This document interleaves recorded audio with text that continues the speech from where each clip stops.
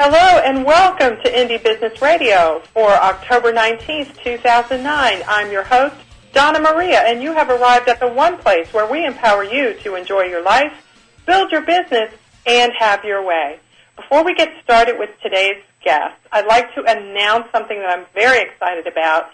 It's indiebusinessadvocate.com. This is a brand new online community, a blog, of course, where small and independent business owners can connect and collaborate to develop strategies to inform and influence public policy where it concerns the laws that are being introduced in legislatures at the federal level and throughout this country that impact small and independent business owners. There are a whole lot of them out there right now. I am personally involved in 6 of them, and I know there are more, and that only counts the ones at the federal level. There's a lot of activity going on in terms of regulation of businesses, just like there always is. But today, unlike in years past, these regulations affect tiny, teeny businesses in ways that they've never affected them before, because many of these businesses did not exist before a few years ago. Because of the Internet, a lot of new people are able to enter markets these days that were not able to do so in years past, and these laws are affecting them, and sometimes they're being enacted without the knowledge of very small business owners. So indiebusinessadvocate.com is a community where we can inform each other and collaborate so that we can take our messages to Capitol Hill and state legislatures nationwide so that our voices as very small micro business owners can be heard. And, you know, one of the things that is such a challenge to starting a business these days is making sure that you're aware of these regulations. But in addition to that, we've always got regular business planning issues to deal with, just like large companies.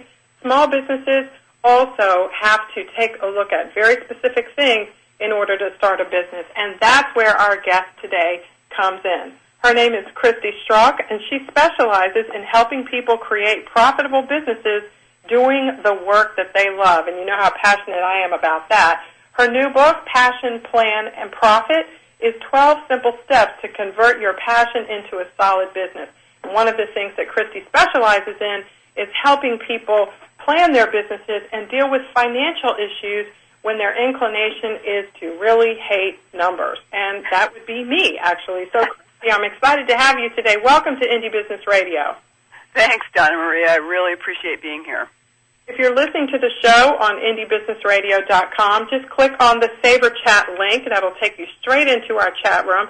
Make sure your volume's turned up and you choose the player that works best for your computer. We'd love to have your questions for Christy. You can just post them in the chat room, and I'll make sure that we cover them during the show. So, Christy, small business. There's a lot of books out there on small business today. A lot of them deal with financial issues and turning your passion into a profit. Tell us a little bit about you and why you thought there was a need for this book. It's interesting that you ask about whether there was a need for the book or not, because I actually sort of did this backwards, and I'm guessing a lot of the IBN members are the same way. I started writing this book because I felt this huge pull to do it. I have to say that I definitely know a lot of small business owners who don't like to do business plans. I mean, that's pretty much 90% of us, and that who are afraid of their numbers. But beyond that, I started writing because I just felt this need to write this book. And I think that's true for a lot of people, that they start their businesses first because they feel such a pull to do the work, and then we wake up later and realize, gee, I've got a business here, or maybe I want to have a business here. What do I do to make this profitable business that can actually support me as opposed to a hobby? I love that you said that. It's like one day you wake up and go, gee, I'm making money here. What can I do to formalize this? Exactly. That's pretty much what I did. I was pulled to the work first, and then realized I needed to make it perhaps more structured and more quote-unquote business-like.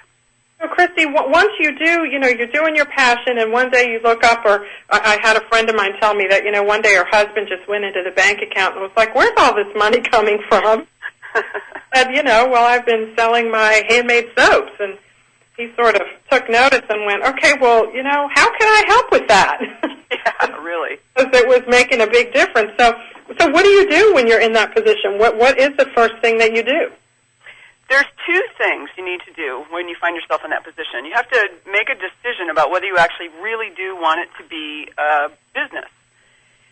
A lot of people, I'm not one of them. I turned out to really, really want this to be a business, but a lot of people do these activities, especially handcrafted work, because it is a hobby, because they want to do it when they feel like doing it, where they feel like doing it, and if they decide they don't want to do it right then, they can put it down and stop. So you have to take a look at yourself and decide whether you want to make this thing that maybe started out as a hobby into a real business. I was thinking about this morning, that it's the difference between deciding whether you want to be single or get married. When you're single, if you don't feel like doing something, you don't do it.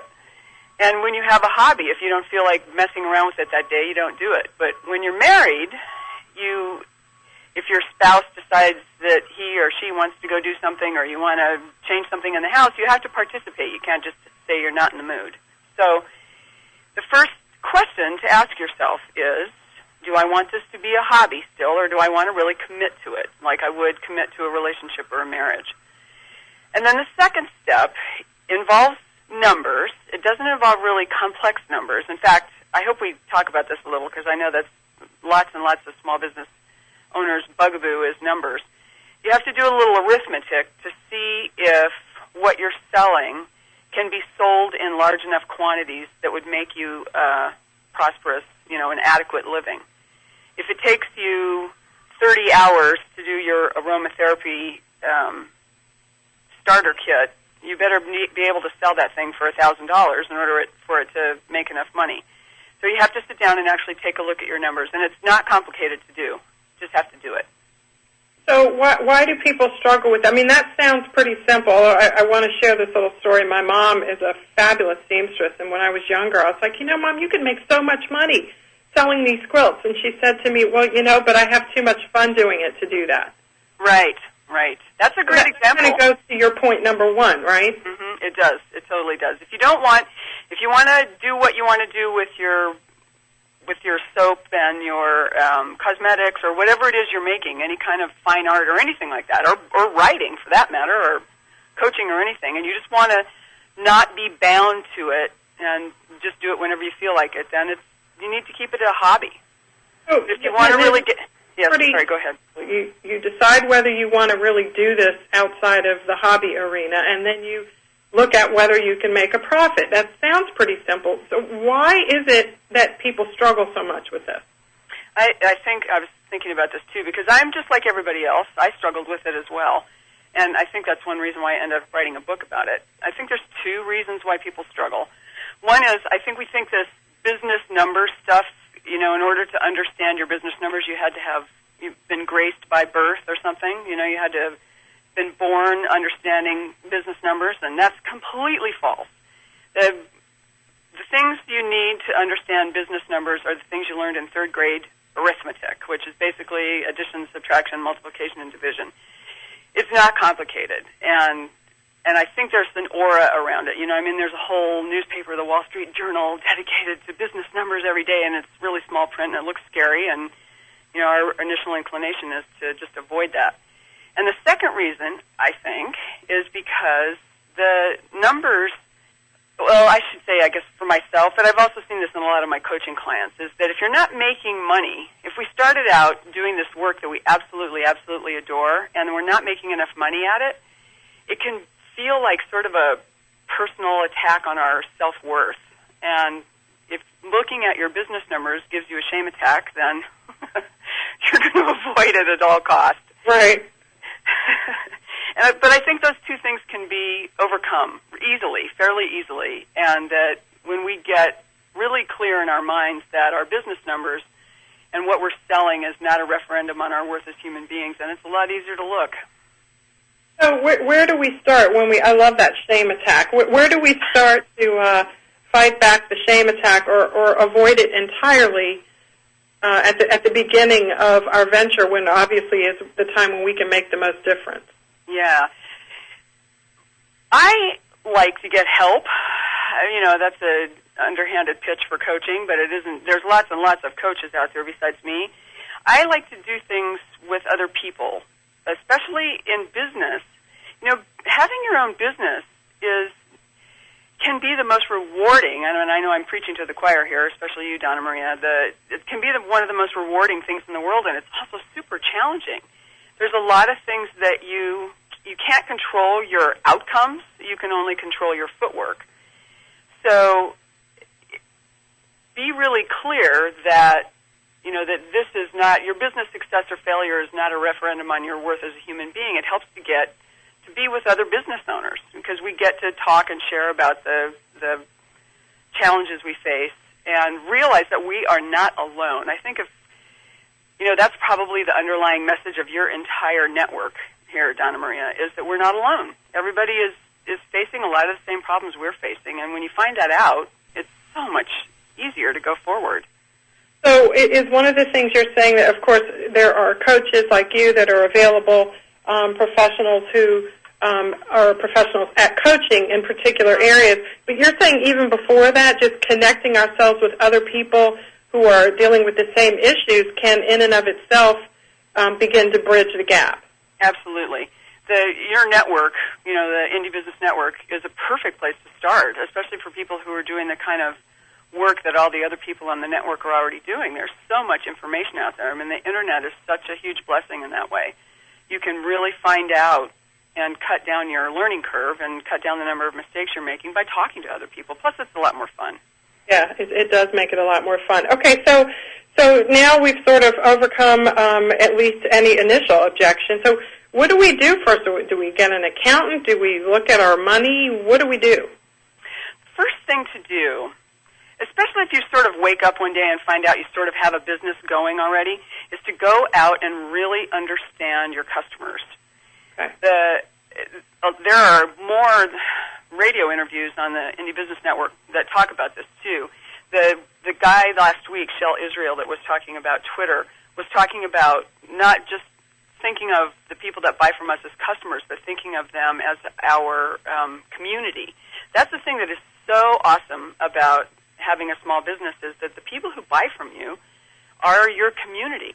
You can actually build a community around your business. So that's the first step, is go out and talk to the people that have started to buy your products and services and find out about them. Find out what they like about what you're doing and what they'd like you to change. And also find out about them as people so you can get a kind of a picture of what other customers might look like and where you can find them. Because if you're going to turn it from a hobby to a business, you need to be clear about who your community is. Who are these people and what they're interested in and how to find more of them. And I suppose if you've already started making some sales, then you really already have a community. You just need to build on it. Exactly. Yeah, that's the beauty about even making one or two sales. You have a place to start where you can talk to people about what they like and don't like about what you're doing. Yeah, and I think sometimes, what do you think about this? I think sometimes what happens is people start, it's a hobby, they start making a little bit of money, then they go, okay, there's these few people that are buying my stuff, now I got to go deal with them, and now I have to do that and continue to make the products. And they kind of get stuck, really, I guess, with managing those two priorities as they're also learning about, going down to the local tax office and filing whatever form they have to file. Yeah, that's really, really true. That's the upside and the downside of being in small business, is you have to, this is a terrible cliche, but you have to wear many hats. Yeah. And you have to like hats, lots and lots of them. Right, but we can break this down, though, right? Because it's not like, there may be different things to do, but it's not like there's so many that they can't all get done. You just kind of have to break it out a piece of paper and make a list and start checking stuff off. Exactly. Yeah, because it isn't that it can't be done, because it can be done. Millions of people are doing it every day, and more people are starting up. It absolutely can be done. It's what you're talking about there is that border between deciding whether it's going to be a hobby or a real business or not. Because if it is going to be a real business, then you'll have to figure out exactly what each hat looks like. And you don't necessarily have to do every hat either. You just have to have somebody do it. there are certain things we're each of us really good at and each of us are really not good at, and the more of the things that you can get help with that you're not good at, the more successful you'll be. It's such great advice, Christy, and we really, I'm just determined, and I hear it in your voice too, to make sure that as few people fall into that, it's almost like a no man's land when you've been a hobby for a while and then suddenly it's a business and you know your hobby inside and out because you've been doing it for however long and you can't stop thinking about it. Keeps you up all night. And then suddenly you have to turn yourself really into a new, a person that's knowledgeable about other things. And it's a process, and so we have to kind of take a deep breath and accept that. And Christy's book is a great tool that you can use to help you do this. And we're going to come back and talk more with her about how to roll up our sleeves and embrace these new roles, particularly where numbers are concerned, when we come back right here on IndieBusinessRadio.com. We'll be right back.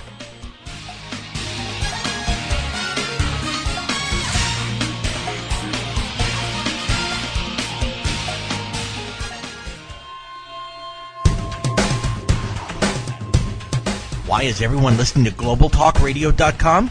Because it's the future of talk radio.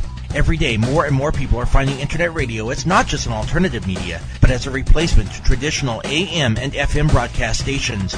Internet radio offers a wider variety of programs, convenient on-demand listening that meets your schedule, and fewer commercial interruptions. And GlobalTalkRadio.com is already leading the way by matching this content with a highly targeted Internet audience. GlobalTalkRadio.com offers its listeners one of the widest programming varieties on the Internet, from business and finance to self-improvement, paranormal, health, literature, romance, politics, and more.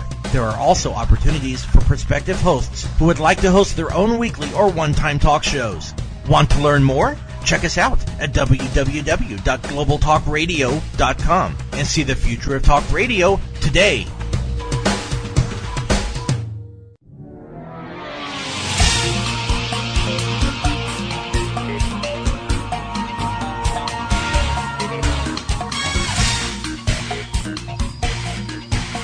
Welcome back to Indie Business Radio. We're here today with Christy Strauch, author of Passion, Plan, Profit, 12 Simple Steps to Convert Your Passion into a Solid Business.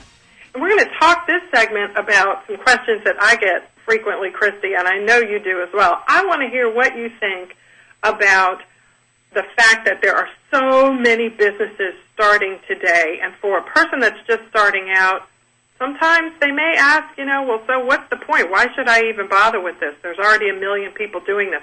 What do you say to people like that who think that may be a reason not to go into business for themselves? I totally disagree that there are too many small businesses out there. I think that this actually sort of goes back to a spiritual belief I have that everybody has instilled in them something that they're really good at. I'm not a Buddhist, but it's called in Buddhism, it's called right livelihood, a thing that you do really well. And that doesn't mean everybody should have a small business, but if you are one of the people who's been endowed with a thing, with a skill that translates itself into a small business, it's hard to, it's hard to resist not going into the business and doing the work, and B, I think there is a natural market for the things that we do well out there. I know that there are lots and lots, maybe thousands and thousands and thousands of people who are making custom organic soaps and cosmetics and lotions. I know there are tens of thousands of people, but that doesn't mean that you can't do it too. There are plenty of people who use those products, and with your specific bent on them, it's possible to succeed.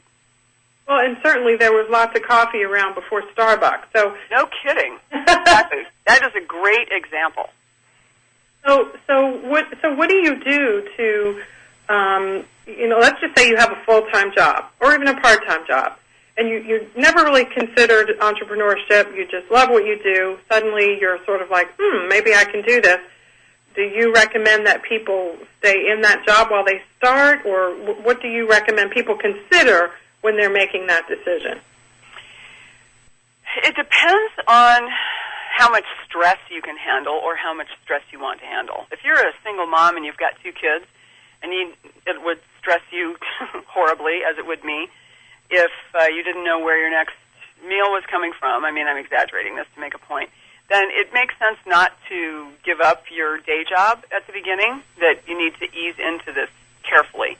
You know, some people who are single and who don't have high expenses can potentially afford, and maybe who have some savings, can afford to just plunge straight into the business. And there's definitely something to be said for being able to focus all your attention on your business versus having to split it between your job and your business. But it can be, you know, as I speak from experience, and hopefully, Donna Maria, you don't speak from experience, but it can be extremely stressful if you are in a business that's not making enough money. And it takes a while, and the truth is it does take a while to ramp up a business so that it can make a living for you. So it's a personal decision based on how comfortable you feel with your financial foundation before you start. You know, you don't want to endanger your family's finances by chucking everything out the window and starting your business from scratch on day one, because that just doesn't really make sense. But at the same time, if you can give yourself a financial foundation before you start, you know, if you've got some savings that you can live on, it's also really hard, and I speak from experience here, to focus on doing your business when there is a lot of financial pressure. It's hard to be creative and, you know, relaxed and think up new products and ways to talk to your community when you're really stressed financially. And, you know, it's interesting. One of the things that your book has is, and this is a workbook, too, by the way, so it's got some great information in it, but it also, you've got some charts in here, and one of them that I find the most interesting and perhaps most useful for people starting out is an income calculator that helps you calculate the cost of the things that you're making and how much you're going to sell them for. Tell us a little bit generally about how that flow chart works for each individual product you sell. That's the place where you, and this is, I'm glad you asked that question, because that, hearkening back to a question more in the beginning, what do you need to do to help you make the decision between whether to keep it as a hobby or make it into a business, is figuring out what the income from your business is going to be from your products and services. So that workbook, or that worksheet actually, takes you through listing all your products and what you sell them for and how many you think you're going to sell, and then what all your expenses are, including the things that we don't think about, like our own salaries and, you know, computer expense and all that other stuff, and takes you through the very simple math, which is basically attraction, subtraction, and addition, to calculate whether or not you can sell enough of what you make at the prices that you're currently charging to make a prosperous living or not. Christy, what do you know, one of the things I notice, and tell me what you think about this too, is that a lot of times by the time someone gets to the point where they're ready to roll up their sleeves, as you're suggesting, they have so many products in their line that it's not like they sell, you know, 3 types of soap, and they can pull out your chart and do 3 charts. They've got so many things going on because they're so excited, and they're faced with, well, gee, if I do that, I have to do it for like 50,000 products. Yeah. So, you know, do you have any suggestions for people in that position as they're transitioning from having 50,000 products and making stuff that they just love to making it a business and, I guess, disciplining themselves to pull back some? Yeah. There's 2 things to do there. The first thing is to go out and talk to your community. Go talk to your customers and find out what they like and don't like. There's this rule, which doesn't always hold true, but a lot of times it does. It's called the 80-20 rule. You're probably making 80% of your money from 20% of your products. And you need to figure out what 20% of the products those are. And you can go out and talk to your customers and figure that out, what they're really liking and not liking. And you can also look at your numbers. You just look at how much of each thing you sell and see what's most popular. Now, the other thing you can do if you are having 50,000 you know, that's tough, and I'm definitely not recommending that. But if there's some things, like you really, really feel like you need to have a big selection, to do your numbers and figure out what your income is, you can group your products into groups by price, or maybe by type, but it's easier to do it by price. so that it's not so complex in the beginning and you don't get freaked out having to do, 50,000 different calculations to figure out your income. So either figure out what the 20% of your products are that are the most popular, that are bringing you the most money, or group them. And when you say group them, you don't mean by type, you mean by price? I do mean by price. Yeah, I shouldn't have said by type. Group No, them by you price. did say by price, but I just wanted to highlight that because I think instinctively we kind of think, okay, I want to put the lotions over here and this kind of product over here. Tell us why you group it by price. It's a lot easier, so let's take lotions, for instance. Maybe you sell a certain kind of lotion for $10 and another kind of lotion for $150, I hope.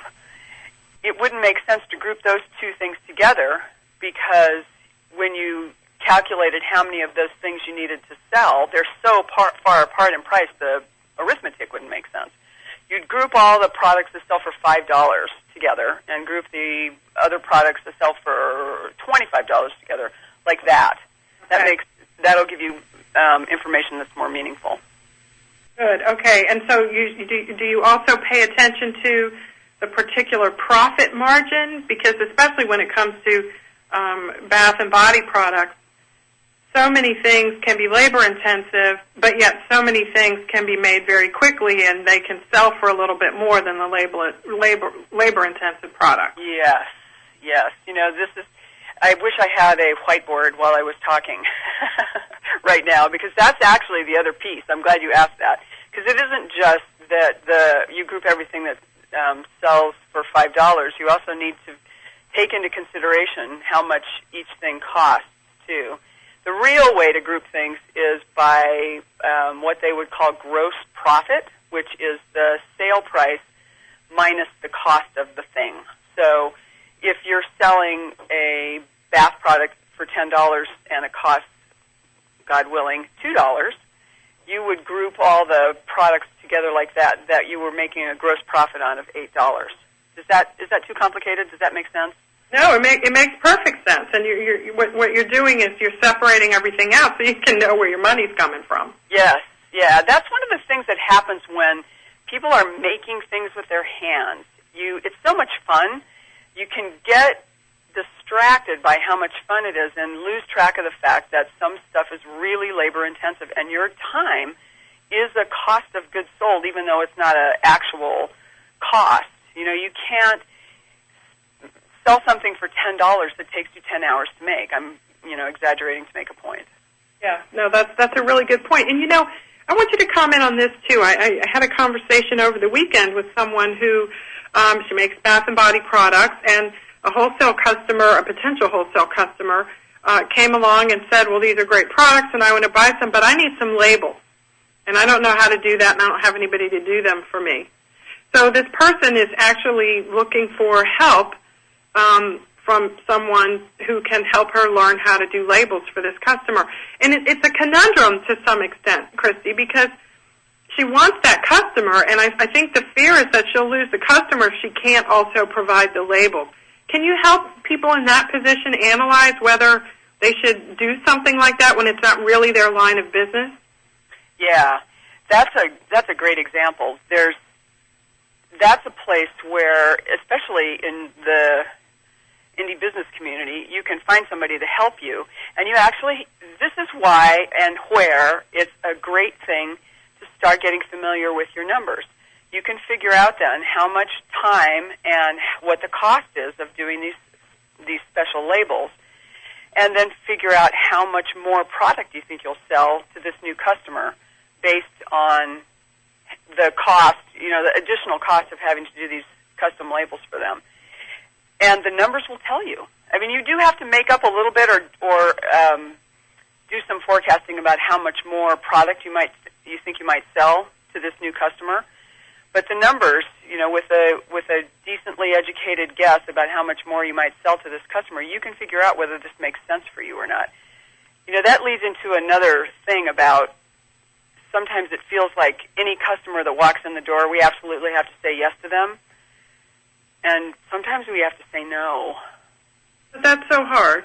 Oh. It is, but and sometimes what sometimes the reality is maybe, Christy, that we all hear that, and then we go do it anyway, and we just learn the hard way. Yep.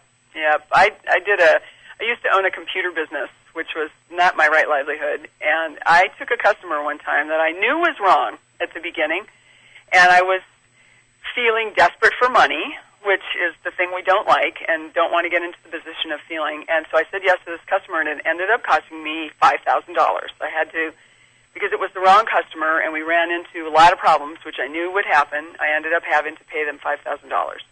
And I'll never forget that. So I always say no if it's the wrong fit, because there's somebody else out there that's better for them and for me. Yeah, sometimes that's the case. And I guess that's one of the benefits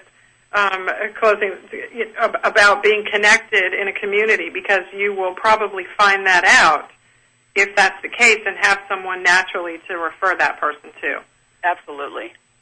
Well, this is really great information. And we're going to come back after our next break, Christy, and we're going to pick your brain about where to get money to start. Oh, okay. Where does the cash come from? We all, and we always need more than we think we're going to need. So we're going to talk with you about where to get the money. Show me the money, Christy, right after our next break here on Indie Business Radio. I'm your host, Donna Maria. We'll be right back.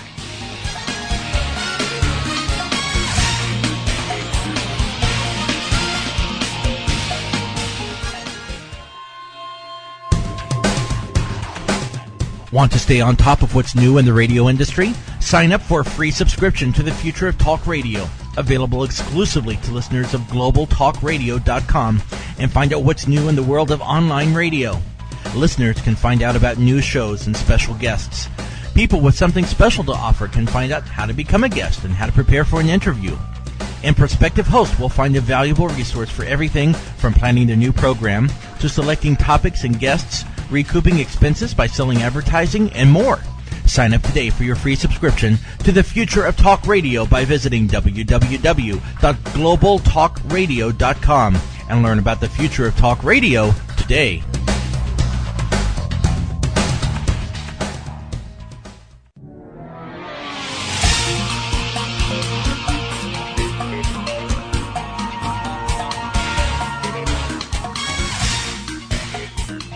Welcome back to Indie Business Radio. We're here with Christy Strauch, author of Passion, Plan, Profit, 12 Simple Steps to Convert Your Passion into a Solid Business.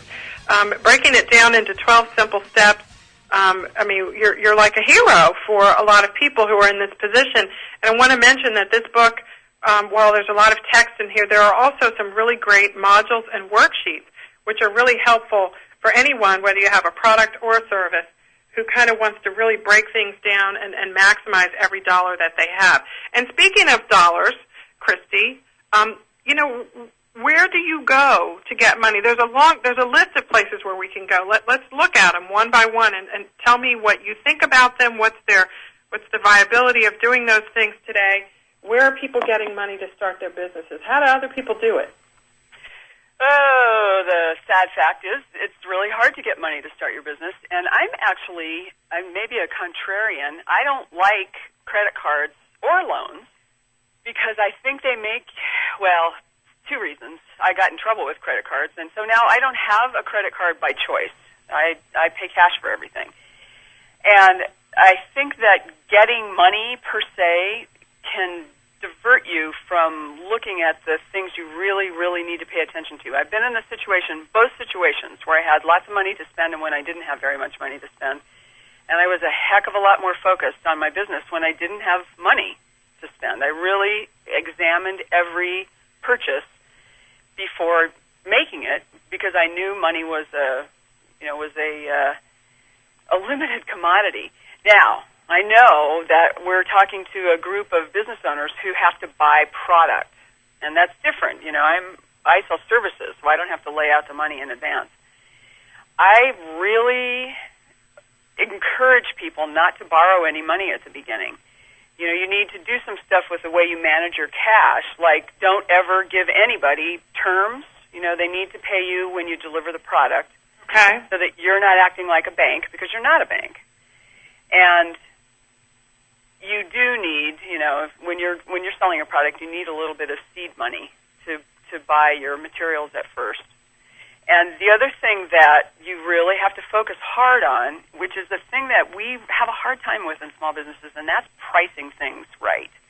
We tend to underprice really badly and don't take into consideration all the things that need to be paid for, including our own salaries, when we price our goods. So that's another reason to really take a look at the arithmetic behind your pricing before you start selling things and feeling like, I want to say this one thing too. The stuff that we're really good at, you guys are all out there making bath and body products, and I'm coaching, and Donna Maria has started this awesome network. These things we're doing feel really easy to us. Not always, but a lot of the time. And so we think it's easy for everybody else, but it's not. The stuff that you're doing that's feeling really easy to you is actually your gifted area, the part, your right livelihood. And because it feels easy, you tend to underprice it. And not having money sloshing around makes us focus hard on what stuff needs to be priced at so that it makes a profitable living and still, answers our customers' problems. Those are some really good points, all in one little section there. I love especially that you said your small business is not a bank. And, Christy, can we focus a little bit more on the distinction between selling products and services where this is concerned? Because I think this is really key. And a lot of times we see, how to start your business and how to be profitable and successful. And a lot of it is directed at people that are selling services like you just described. Help people who are selling products understand how to, I guess, really make the most of the inventory of ingredients and supplies that they have on hand at the very beginning. Yeah, that's actually can be sort of a complex issue, in some ways way more complicated than your numbers, is that you need to be really focused on when you buy your raw materials, basically, to make your product. You have to do some thinking, and this is why I like not having money at the beginning. It forces you to really think about, what am I going to buy for my quote-unquote raw materials here? I mean, it can make it sound like a mining operation or something, which it's not, but what am I going to buy that I can make into the products that are the best sellers or the ones that I can have higher prices for? You really have to do some thinking. You have to do some footwork in the beginning about what you buy, so that if you're buying a certain kind of ingredient, that you make sure you can use 100% of it. I mean, this sounds like sort of a stupid lecture here that everybody knows that you have to do this, but planning it in the beginning of, I've got to buy these 5 ingredients to make my products that sell the most, and I'm going to use all of them. It takes some old-fashioned, there's no magic. It takes some old-fashioned planning at the beginning. And you do have to have startup money. It's the truth. You do have to have a little absolutely bit of startup money. I guess it's going to vary from business to business. Jennifer Kirkwood in the chat room on Twitter at La Dolce Diva, Christy, makes a good point. She talks about how challenging it can be for product manufacturers to sell to retailers if they require, particularly for an opening order, 100% of the payment in advance. There's a lot of retailers, they sell the product and they pay you out of the money that they make from their customers. So how do you, respond to that and, try and get that business without, tanking yourself? Yeah. So you do have to have some money to carry that inventory until the retailer pays you. And the reason I'm sort of different than most people because of my personal history of getting in trouble with debt. And so I have a rule for myself that I don't have any unsecured debt. So I realize that if I have to front the money for the product and then the retailer's not going to pay me for 30 or 60 days, that I somehow have to be able to finance all that during that time. And so I would figure out a way to make that a secured, I want to be really clear how that money that I'm going to borrow or use is going to get paid back when the product gets paid for. Because that's the part, it's hard to get a credit card these days, although probably everybody except me has one, and hopefully hopefully you've been better than I was in the past, and you've managed your credit, and you didn't run up your credit cards to the max. So in other words, you're saying that you get a promise from the retailer to pay you within 30 days, but you have to have a plan for if that doesn't happen. Exactly. And you also, obviously, I guess, everybody does this, or we're hoping that we all do this, is that it's all in writing, and you have recourse if they don't pay. You actually have to have a plan for what happens when they do pay and what happens if they don't pay. Because what happens when you borrow money is the tendency is, okay, I borrowed $10,000 and I spent $5,000 of it on product, and I'm holding the other $5,000 back for more product. And then the internet cable bill comes due, and the money ends up getting frittered away instead of being set aside to buy more product. And that's where the risk comes in when you borrow money, is that you've got to make sure that there is a plan, a realistic plan to pay it back every time, or you just get in more and more and more and more debt.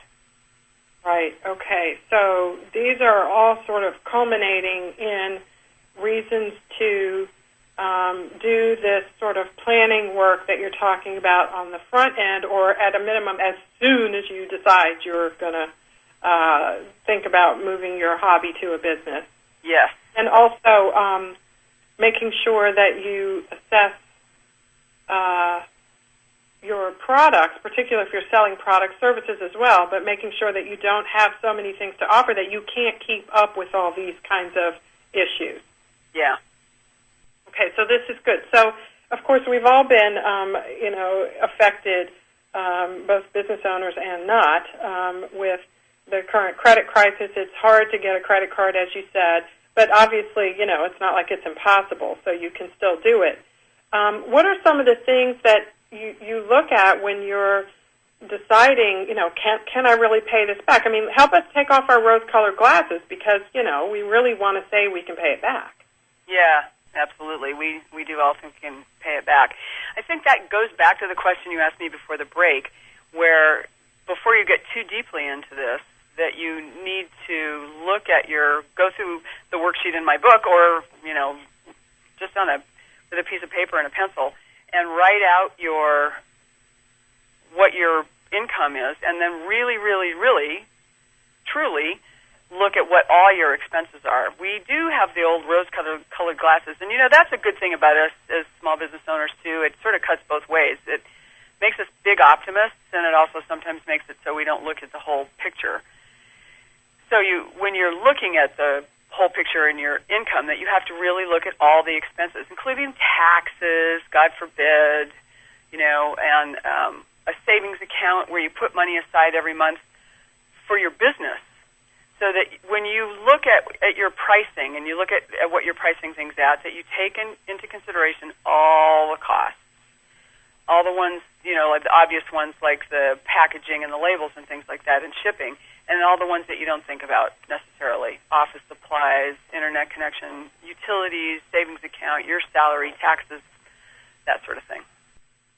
We had a guest on the show not too long ago, Sormana Mitra, who talked about bootstrapping a business and how, as you just mentioned, being required to do that is not having any outside financing or investors or loans or anything, really forces you to be creative in a way, she said, that actually ultimately makes your business more successful. Can you comment on that? I totally agree with that.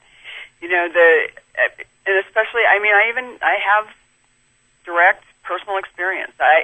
Even knowing in the situation that I had where I had a lot of money to quote unquote play around with, and I use those words exactly precisely for a reason, for some reason I wasn't as focused on the numbers and on being creative in financing the business, because I didn't have to be.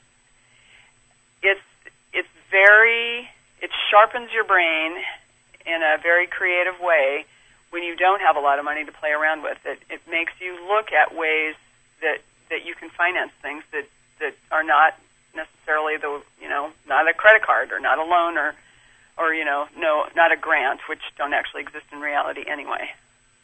Yeah, I got a lot of people asking about grants for-profit businesses, which is an interesting question in and of itself. But so we are moving from hobby to business owner. We're embracing all of these financial issues that we have to embrace. What do we do when we get to the point, Christy, where we've kind of got all our T's crossed and we've filed, we've taken care of, the basic stuff. You have to separate your business from your personal accounts and things, which is, makes it so much easier to run a business and know how much money you have.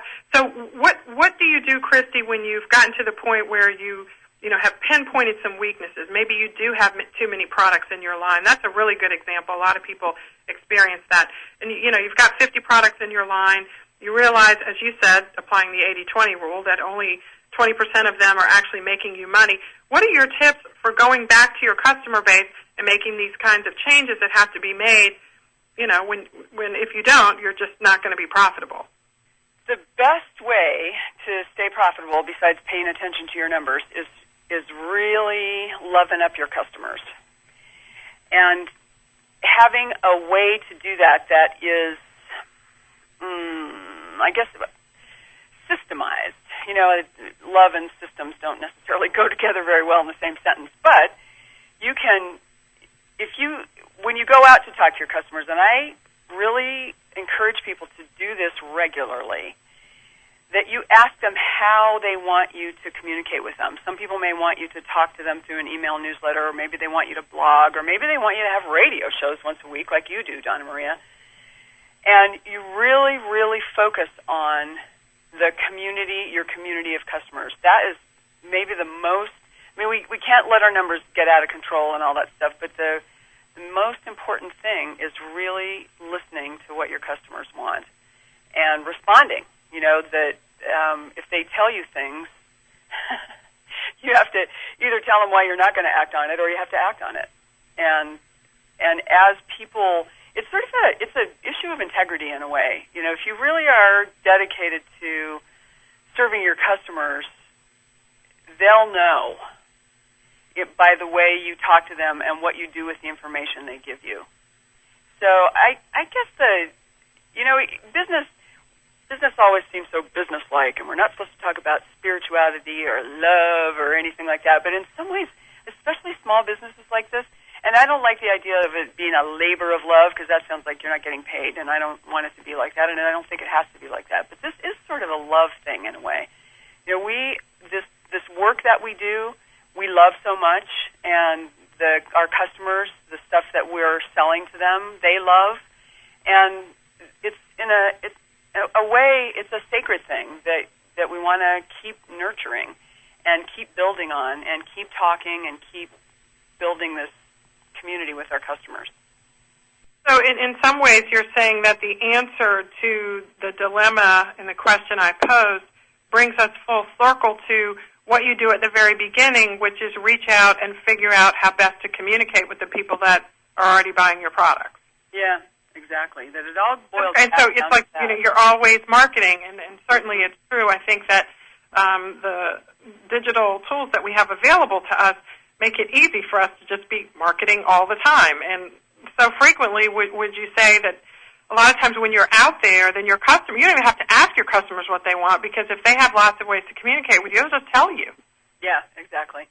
Yeah, and the word, I don't know if people in the Indie Business Network feel like this, but the word marketing sort of sounds like I'm going to talk to you so much and so often and so hard that you're going to keel over and give up and buy something just because you can't stand to hear me anymore.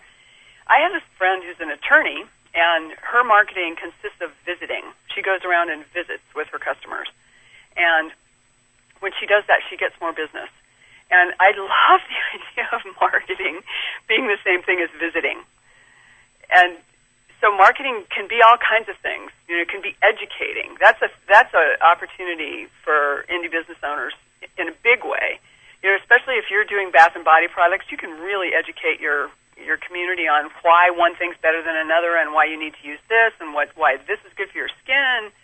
There's a huge opportunity there to turn your marketing into something that's really meaningful for you and for your customers. Good points. Excellent points. Well, Christy, thank you so much for sharing from your background and your experience. Christy Strauch, author of Passion, Plan, Profit, 12 Simple Steps to Convert Your Passion into a Solid Business. Christy, what's your website address? Where can we go to get more information? It is www.clarity2business, so the word clarity and the word T-O, and then business.com. Great. Thank you so much for being with us today. ClarityToBusiness.com, ClarityToBusiness.com. Christy Strauch, author of Passion, Plan, Profit. Thank you so much for joining, Christy. Next week, I'm excited to tell you that we've got Mark Warnke. He's the author of Options, Not Obligations, and that is a fantastic book that talks about how to enrich your personal life by rethinking your financial life. How great. I didn't plan that, but it sounds like the perfect follow-up for today's show. That's next week, right here on Indie Business Radio. I will see you then. In the meantime, enjoy your life, build your business, and have your way.